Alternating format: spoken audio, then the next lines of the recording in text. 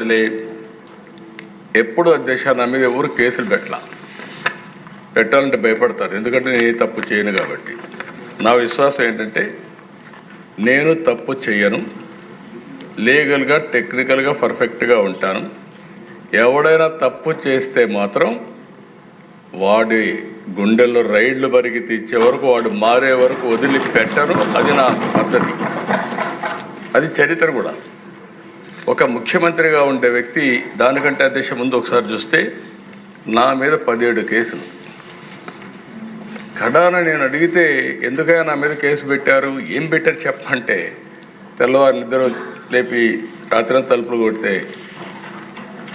బయట వస్తే ఏం కేసు పెట్టారు చెప్పమంటే, కేసు మళ్ళీ ఇస్తాం, ఎఫ్ఐఆర్ మీరు వెహికల్ ఎక్కమన్నారు,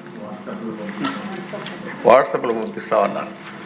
అంటే అరాచకాలకు పరాకాష్ట ఇవన్నీ. యువగళం పైన అయితే లోకేష్ పోతామంటే ఆయన బాధ్యతే. ఎవ్రీవేర్ మైక్ ఇవ్వాల,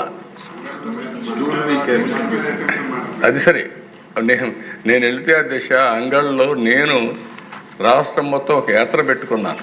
ఆ యాత్ర ఏంటి, ఇరిగేషన్ ప్రాజెక్ట్స్ అన్నిటినీ మీరు నిర్లక్ష్యం చేశారు, పవర్ పాయింట్ ప్రజెంటేషన్ చేసి నేను చేస్తా వస్తే ఎగ్జాక్ట్గా పొంగునూరు కాన్స్టిట్యున్సీ కంటే ముందు తంబళ్లపల్లి కాన్స్టిట్యున్సీలో వాళ్ళు చేసిన తప్పుడు పనులు, తప్పుడు